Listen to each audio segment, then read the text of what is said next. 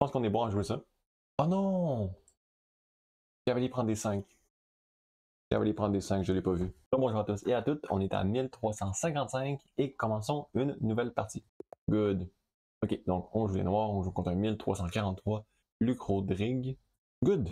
E4, donc C6, la carocane, comme d'habitude. Cavalier F3, c'est théorique, on va aller avec D5. Capture, D prend D5, D4. Maintenant, notre but ici de clouer le cavalier à la dame. Pourquoi? Parce qu'on veut mettre de la pression sur le pion en D4. Donc, en clouant le cavalier, on enlève un défenseur du pion. Donc, indirectement, on met de la pression sur D4. Il repousse notre fou. Dans ce cas, si ça ne me dérange pas, je vais tout simplement capturer. Good. Ici, on peut soit jouer E6 pour soutenir notre pion du centre, ou y aller avec cavalier C6. Je vais commencer avec cavalier C6, tout simplement parce que ça attaque le pion.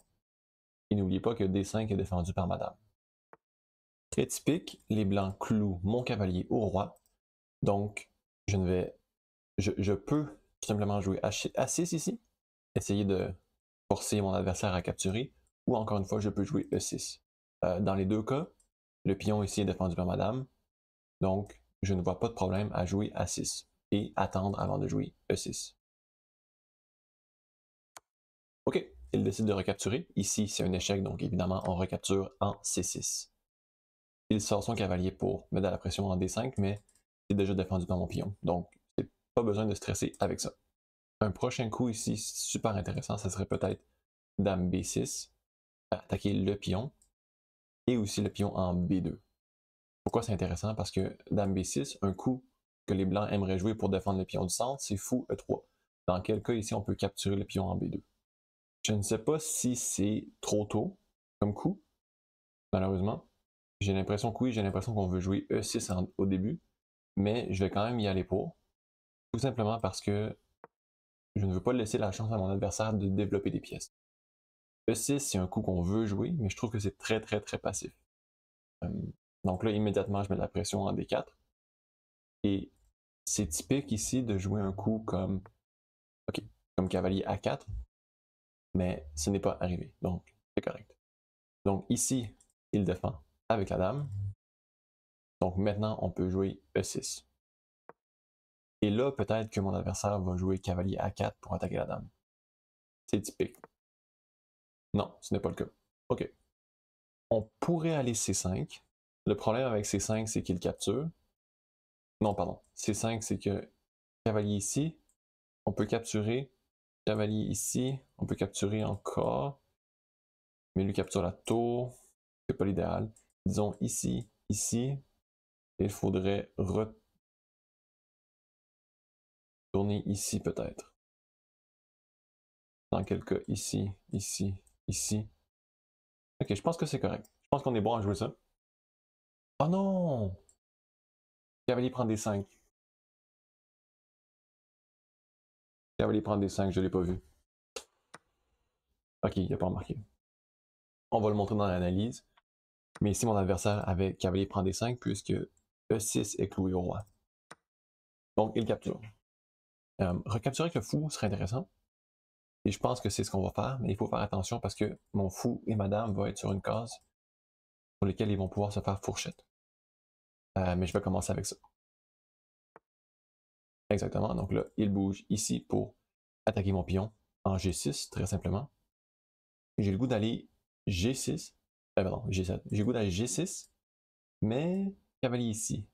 Donc j'aime moins cette idée-là. Si je vais fou E4, peut-être pas l'idéal, mais je pense que c'est ce que je vais devoir jouer pour protéger mon pion et éviter la fourchette. Éventuellement, je peux ramener mon fou en... Wow!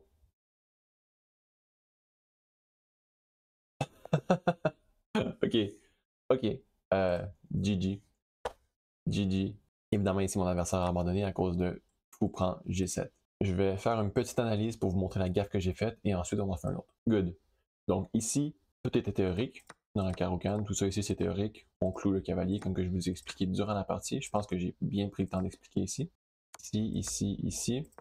Et là ici, évidemment E6 était bon, mais Dame B6 l'est aussi. Le Stockfish propose E6 pour renforcer la position, mais j'ai été pour le plus agressif.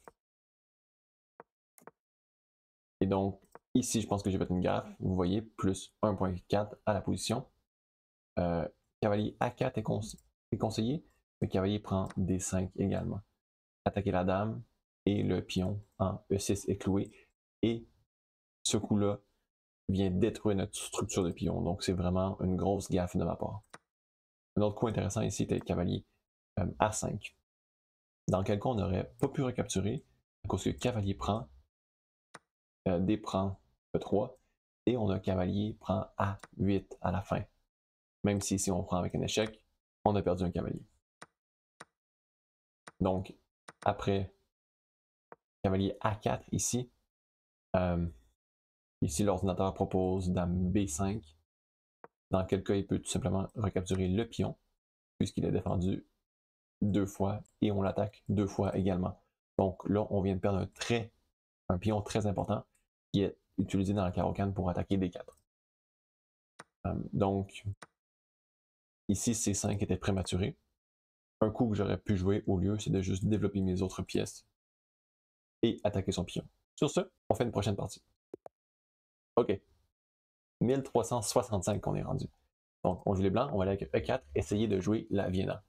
Mon adversaire ne me laisse pas jouer la Vienna, il va pour la sicilienne. Donc là, je vais répondre avec un gambit. Je vais aller D4, inciter mon adversaire à capturer, et ensuite C3. Ça s'appelle le gambit Smith-Morra.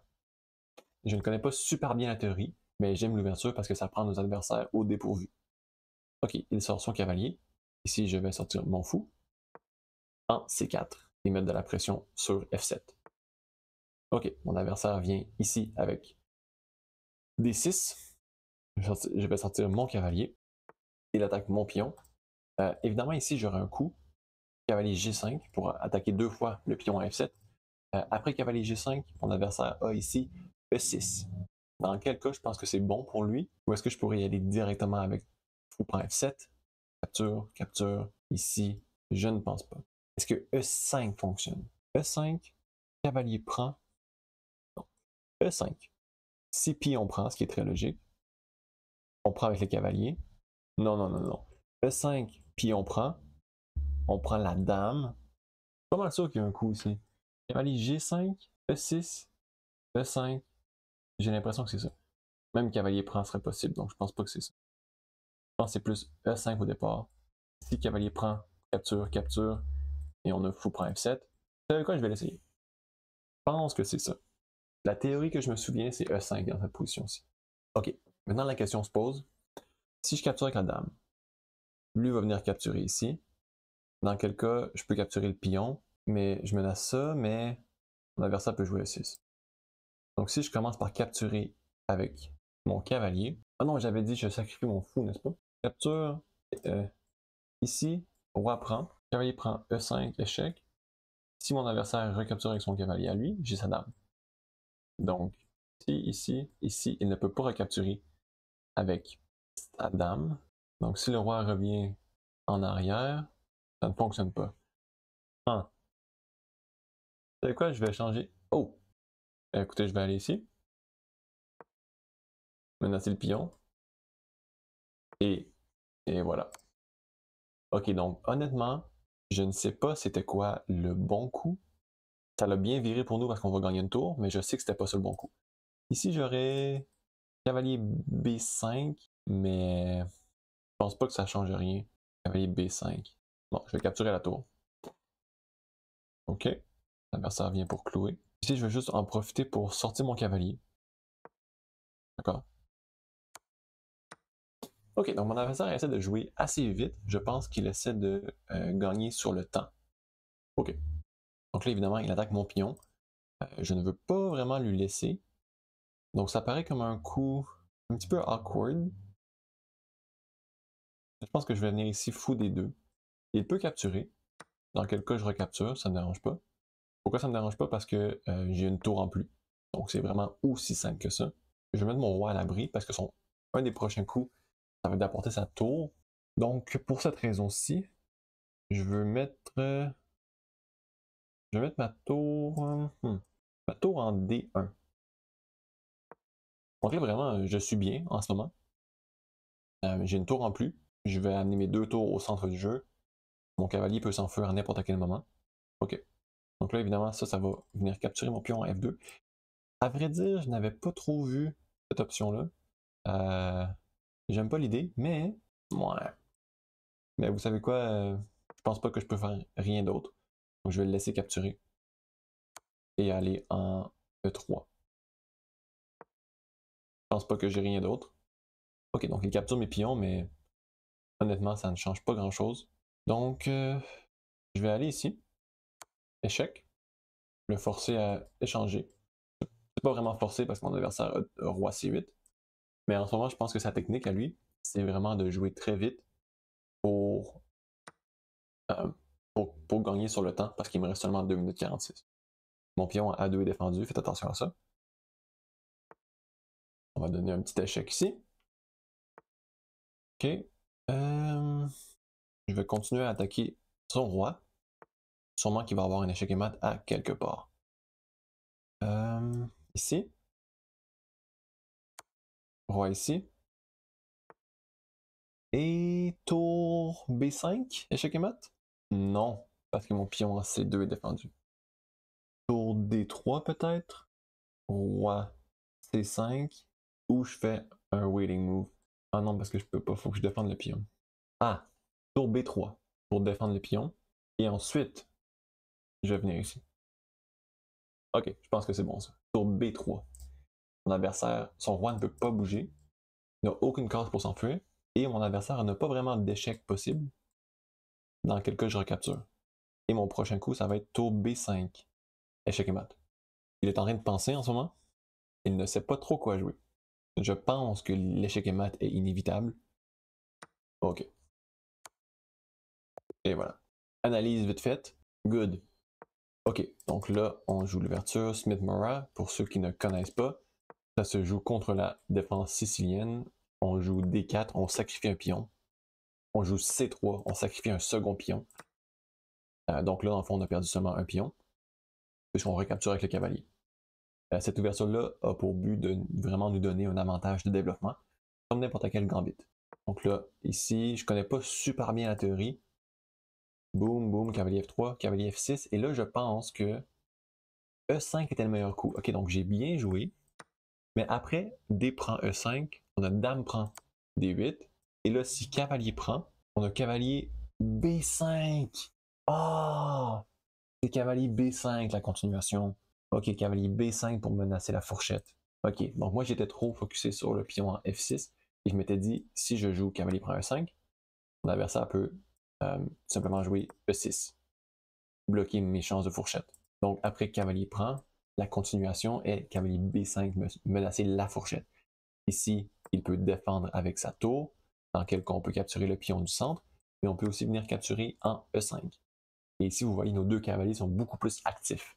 Mais vraiment ici, après Dame prend D8, Roi prend, c'était cavalier G5. Donc c'est ça que j'ai bien joué. Mais ce que je n'étais pas sûr, c'est que mon adversaire ne peut même pas défendre avec le fou. Que je capture et ensuite il y a une fourchette. Ok, je comprends. Donc ici, le meilleur coup, c'est d'attaquer le fou. Wow! Bon, du moins, j'ai bien joué. Ça m'a pris vraiment beaucoup de temps. Vous voyez, je suis rendu à 4 minutes 40. Capture, j'ai gagné la fourchette et la tour. Donc là, à ce point-ci, j'ai une tour en plus, donc je vais juste échanger toutes les pièces. Ici, ici, ici. On va voir si on avait un échec et mat plus rapide. C'était très bon. C'était très bon. Ici, ici, ici. Et là, on a un échec et mat en 3 coups. Donc, est-ce que j'ai bien fait? Tour D5, roi C4. On avait tour prend E5. Ah non, parce que le fou met le roi en échec. Donc, capture. Et ensuite, on avait tour C5. Wow. Ok, moi j'ai été pour tour B3. Il n'était pas un échec et mat direct en 9 coups. Ok, bon. Cavalier D4 était meilleur. Bon, à ce point-ci, on va être honnête, là, je gagne très clairement. Bon, il y avait des échecs et mat beaucoup plus rapides que ce que j'ai vu, mais. Et voilà, échec et mat, super beau. On est à 1374 et on avait commencé à 1340, je pense. Sur ce, j'espère que vous avez apprécié la vidéo. Merci à tous et à toutes, et on se retrouve dans la prochaine.